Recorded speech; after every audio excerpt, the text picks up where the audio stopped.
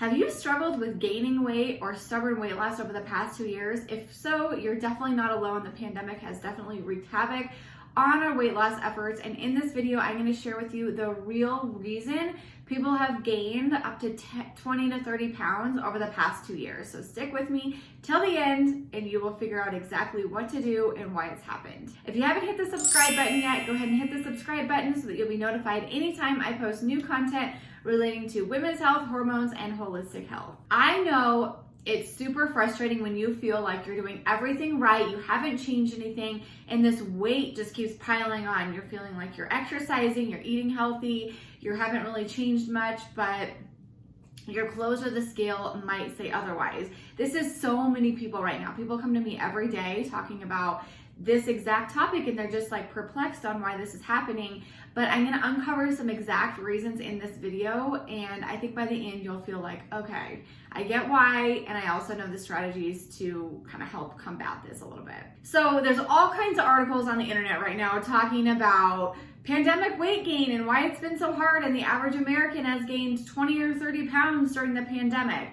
I don't know if it's this extreme. I've seen the articles. I know a lot of people have maybe gained that much, or maybe you're just having trouble like losing weight. Maybe you've been trying to be in a caloric deficit for this whole time and you're just like really struggling with that. It's so common right now. And I think there's a lot of different reasons for that actually. And I think that they actually totally make sense. So a couple weeks ago now, my friend Kylie Larson and I actually recorded a podcast about this topic too. So I'll link the podcast. So if you want to listen to that too, I have another person kind of chiming in and giving her input as well. And it was a great episode. We got lots of great feedback from it and super, helpful. It's on her channel, so I will link that in the show notes as well. Okay, so the first thing, you guys, is the pandemic has been 2 years, right? We are going in on 2 years right now of our lifestyles being changed, and some of us more than others. I'm not going to get into the politics of the pandemic whatsoever,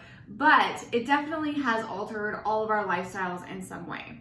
I don't want you to have any shame for this. This is literally just something that we've all gone through. It's been extremely stressful. It's been isolating. A lot of us are struggling now with mental health issues like anxiety and depression, things like that. And so it makes sense why, even from that standpoint, why the weight maybe just hasn't been at the top of everyone's mind even. We have gone through something harder, collective. Maybe you've lost a job or a loved one, or your financial situation changed, or your kids have been home for a long time. Lots of different situations for different families. The number one reason, you guys, I think that this is happening, and I've talked about this in a few videos, is that we aren't moving as much. Literally, just simple as that. We're not moving as much. I've talked about how so many women blame perimenopause and menopause on weight gain, and that society tends to tell women of our 40s and 50s and 60s that it's just inevitable. You just have to gain weight at this time. Our metabolism slows down. It's our hormones and all of that stuff. I'm a hormonal expert, and I can tell you with really great certainty here and confidence that there's articles that say, and research studies that say, our metabolism only declines by about 1% a year after the age of 60. So these women in our 40s and 50s, we don't have to buy into this narrative that it's just is what it is. We have to grow, gain sizes, gain weight, whatever. There's nothing we can do about it. Difference here is actually, if you think about it, you guys, each decade we're moving less. Think about, watch your kids. Your kids can't sit still on the couch. They're watching a movie or a TV show. They're doing like jumping around. They're doing obstacle courses around the house. They're fidgeting. They can't sit still. And then we kind of go into, high school where we're moving in between classes all the time. We're social. We're going out with friends. Same with college. I know when I walked on a college campus, my parking structure was a mile away from the main part of the campus. I never tracked my steps at that point, but I bet I walked 10 miles a day sometimes, just getting to and from classes. And then our 20s, we tend to be a little bit more active, going out, things like that, our jobs, things like that.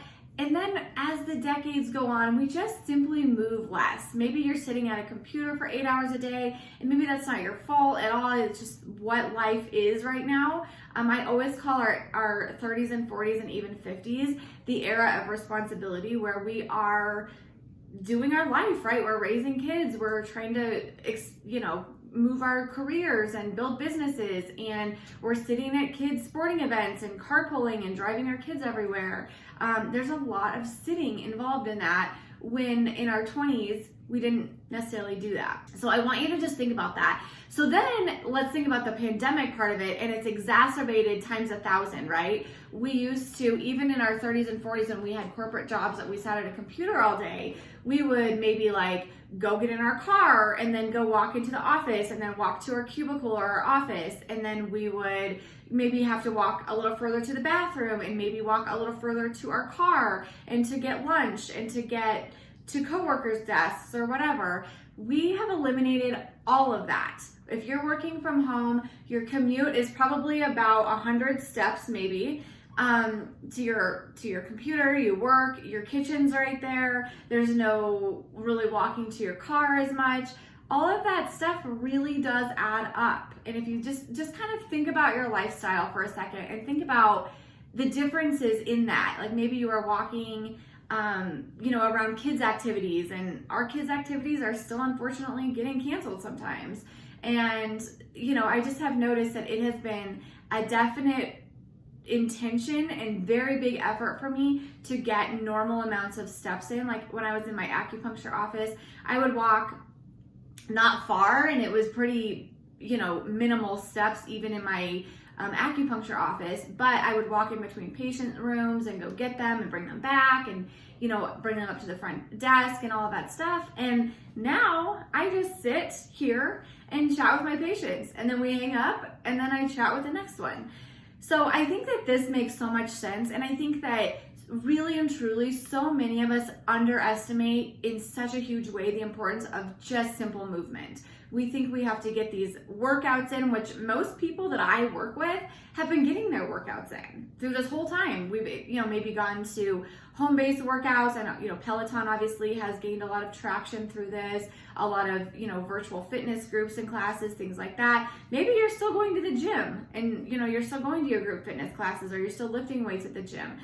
And that's wonderful. We need to do those things, but also don't underestimate simple power of moving. So a couple ways that I get in more movement throughout my day. I aim for 10,000 steps a day. And to do that, I feel like I have to kind of get in about a 30-minute walk in addition to just daily life of like moving around, cooking, cleaning, picking up after the kids, going upstairs, downstairs, all of those types of things. And so to do that, when I pick my kids up from school, I will maybe go a little bit earlier. I'm like walking around. I'm not just sitting in my car waiting for them. I try to get out and get some steps in then. I also, if I'm going to like kids' activities, I tend to try to like walk around there too. I try not to just like sit on the bleachers or in my car or whatever. I try to like get up and get moving. That can add in a little bit of steps there.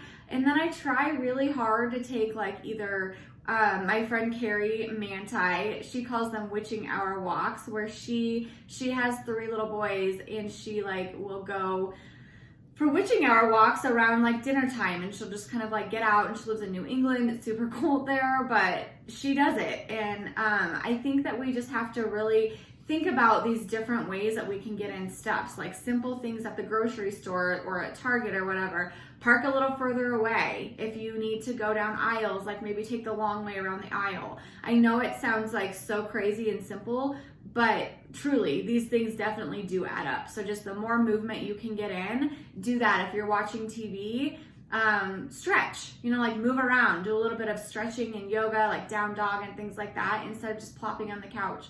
And there's definitely times, right, where we need to rest and not worry about being neurotic about movement. But I think, if you're waking up, going to your desk, sitting there for 8 hours, carpooling with the kids or sitting watching their sporting events or whatever, and then you just sit and watch Netflix, like you're probably not getting in a ton of steps in the day, and that's probably part of what's slowing down your metabolism. Another thing is alcohol. If you remember, in March of 2020, everyone's staying at home. There were all kinds of like virtual happy hours, or you'd go outside and talk to your neighbors from across the street and have some adult beverages. And not that we're still there, because we're not in March of 2020 anymore. Life has definitely resumed in a whole lot more ways than we were in March of 2020.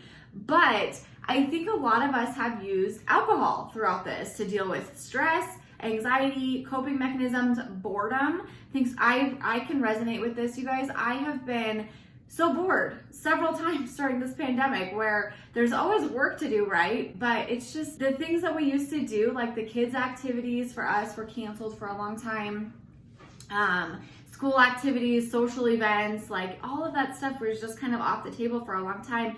And I was bored. And I think a lot of people, you know, when we're bored, will use alcohol to just kind of like soothe that uncomfortable feeling. I think that, you know, we didn't have to commute anymore. So maybe you're used to like a 45-minute commute and you would walk in the door at 6 p.m. and have all of this stuff with the kids. Maybe you're done at 5 p.m. now and you don't have to commute and you're like, might as well have a drink. So just, you know, if this is a struggle for you, if you're gaining weight or having a really hard time losing weight right now, pay attention to the alcohol consumption that you're doing. Are you drinking a few more times during the week? Not that I'm calling anyone an alcoholic or anything like that, although that also has increased substantially in the pandemic. And again, no shame for any of this. This is just like little habits that we had that maybe just slowly started to creep in a little bit more. And maybe you just didn't even realize it. Like there's things that I didn't realize, and there's, you know, this is a conversation I have with patients on a daily basis, like movement. Are you moving quite as much? Like think about it. Are you drinking a little bit more? Maybe you were just having a drink on Friday or Saturday night, and now it's like a few times in the midweek too. You know, again, no shame in any of these things, but sometimes we just have to be honest with ourselves if we're struggling in these ways and need answers. Grazing is another one. I have so many patients, you guys, who work in their kitchen.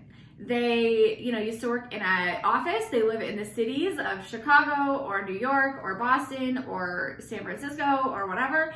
And they live in like high-rise apartments and they're working in their kitchen. And even if you live in the suburbs, I sometimes work in my kitchen. But when we work in our kitchen, those cabinets and that food in them is just kind of like calling our name. We just, I'll have a couple of crackers here. I'll go to the pantry, open it up. What can I have? Just have like a couple of handfuls or whatever. These things can add up to several hundred calories by the end of the day. And a lot of it, again, is not like, oh my gosh, I overate today. I got so full and I, you know, just really let things go. It's just like a couple crackers, couple handfuls of nuts, a couple cookies, or, you know, handfuls of popcorn or whatever it is. Bites, licks, and tastes, grazing around just definitely adds up as time goes. I think everyone's a little bit different in this regard in like their psychology around food, what their body wants, in terms of like snacking versus like the 3 meals a day type of strategies. But I think that if you do have trouble grazing, either tracking and making sure that you're being accountable to that grazing, or setting the boundary that you're going to try to like get yourself full from your meals and try to eliminate that snacking can be super helpful, because literally just the more times that we are exposed to food and eat, the more chance we have to overeat, right? So again, we absolutely can snack. I'm not saying that snacking is bad, but I do think that it's helpful to be extremely mindful in the consumption of that, because I do know for myself, I've been very open in the video, which I'll post in the show notes, all about my own struggles with weight loss and why I was so frustrated a few years ago. These are the exact reasons. I said, you know, when I was in my acupuncture office, sometimes I'd get off work and have 5,000 steps for the day, and then I would, you know, grab some kids' food or grab this and that, or I'd allow myself to get too hungry. So these are all strategies that different things that I've actually had to go through as well, that I know kept a good amount of weight on me. Takeout. So I remember in like most of 2020, to be honest, there really was like nothing exciting about so many things of it, and we needed something exciting, something different, something fun to do. And so we'd use takeout. We'd be like, okay, let's have like one really good meal per week of takeout. And then it started to kind of like get to be a little bit more and more and more. I think we were burnt out. We were tired of cooking. We were tired of being in the house. We were tired of doing dishes all day, all of that stuff. And so takeout started to come in. It's not that takeout's wrong either, but takeout, just by nature of a restaurant food, they use more oils and butters and additives and things like that. They just are higher calorie than things that we would cook in our own house for the most part. So if you're, you know, getting takeout multiple times a week, be mindful of that. Be mindful of your portions, be mindful of what you're ordering, obviously, and be mindful that, you know, your hamburger that you're ordering probably is lathered with butter on it, and your hamburger bun is also probably have butter on it, or your chicken breast probably has butter or oil on it too. It tastes better coming from restaurants, and there's a reason for that, because they usually add some different fat. Fat usually makes food taste really good. Just be mindful of that as well. And lastly, I think one huge part of this, which isn't necessarily a pandemic thing, but definitely ties into the pandemic, is weekday dieting. This has been a thing forever, and I think it's, you know, going to continue to be a thing forever, but doing really well, like air quote, hitting your numbers or your diet or whatever, Monday through Thursday or Friday, and then going to social events. Maybe you feel like you just white knuckled it through the week and you ate so low calorie that you want food, right? Your body's craving food, and it's really hard to keep your willpower up, because willpower, remember, is not a strategy. We have to make these things sustainable for us. And you just sort of like, you know, don't even go overboard, but you're definitely eating more than maybe is necessary. And so it all comes down to an average of calories throughout the week of, you know, what you're kind of consuming. And you want that to be, on average, if you're trying to lose weight, a deficit. And sometimes if we eat, you know, 1,400 calories throughout the week, and then we go over to 2,500 or 2,600, which honestly, you guys, is not that many. It's really easy. I know so many of you are like, oh my God, I could never eat that much, but I promise you, you can. If you're doing some alcoholic beverages, if you're doing some appetizers and then a meal, like, you're probably going to get that in, depending on what you're eating, of course, and what the rest of your food look like throughout the day. But 2,600 calories on the weekend is really not that difficult to get, unfortunately. I am just a messenger. I didn't make these rules. But that's how a lot of us kind of screw things up, I think. And the other thing is feeling like we deserve it. So whether you feel like you've dieted all week and you deserve the weekend, or back to kind of the pandemic times, maybe you feel like you were quarantined and it was so hard and you're so depressed and anxious about it, and you just feel like you deserve this food. You just need it. And I understand that. I've used food in some hard times in my own life too. And felt like these are really difficult times in my life, or I had a really hard day, I just like deserve this food. And it's not wrong, but if you're consistently doing that and also having a hard time with weight loss or weight gain, look at these sort of mentalities that you're giving yourself. Like, is this something that's happening too consistently? Are you doing it too often? Or is it like a total one-off thing? I think these 5 or 6 things that I mentioned, you guys, are literally the culprits of so many people that struggle with weight loss. And it's simple stuff, right? It's nothing groundbreaking. And I think so many of us like struggle with this consistency, and then we see this shiny object syndrome of this new diet or new plan, and we're like, oh my gosh, this is gonna be great, I need this. And it's really restrictive, really low calorie, really hard. And that's like literally the problem, right? Because then it creates this mindset, this scarcity deprivation mindset, where then you do really want all the food or treat food or whatever on the weekends, or when it's around in general. So these things are both easy and not easy to do at the same time, right? So like walking around the baseball field for my son's baseball practices, or walking around the school playground while I'm waiting for my kids to come out the door. Those things, that's really easy for me to just not do, right? I could just sit on the bench there and wait for them and leave. But it's also easy for me to do it too. And so much of this comes down to just little habits consistently. It's nothing groundbreaking. It's nothing huge. It's nothing like changing your whole lifestyle upside down. You don't have to do that. You just have to employ these small, easy to do, easy to not do strategies. And I promise you, if you look down the road a long time, you will see drastic changes in you. I was listening to the Brene Brown and James Clear podcast the other day. James Clear is the author of Atomic Habits, and he talks about this, that, you know, he gave the example of somebody eating a hamburger for lunch.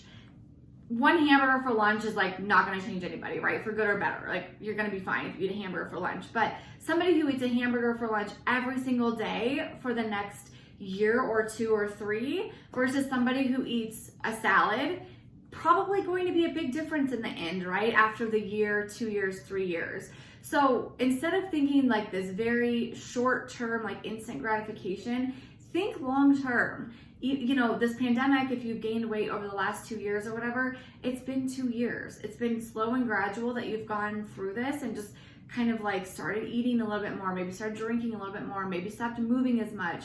So it's, again, going to take that time to kind of implement these habits again. So be patient with yourself and just do things that are sustainable and realistic. That is really the name of the game, I promise. I've been in the diet industry, you guys, for 17 years. I just renewed my personal training certification and weight management certification. Take it from me, slow and steady always wins the race. If you want a free guide all about habits, speaking of habits, I have a brand new free guide called 6 Evidence-Based Habits for Healthy Hormones. Simple things, just like the stuff we're talking about, to just sort of like start thinking about, start implementing. You don't have to implement them all at the same time, but just take one, and I'm a big fan of like habit stacking. So take one, make that a habit, build on as you go. So the link for that is alliedamron.com/habits. I'll leave the link for that down in the description below. And lastly, if you have not subscribed yet, go ahead and hit that subscribe button to be notified anytime I post new content relating to women's health, hormones, or holistic health.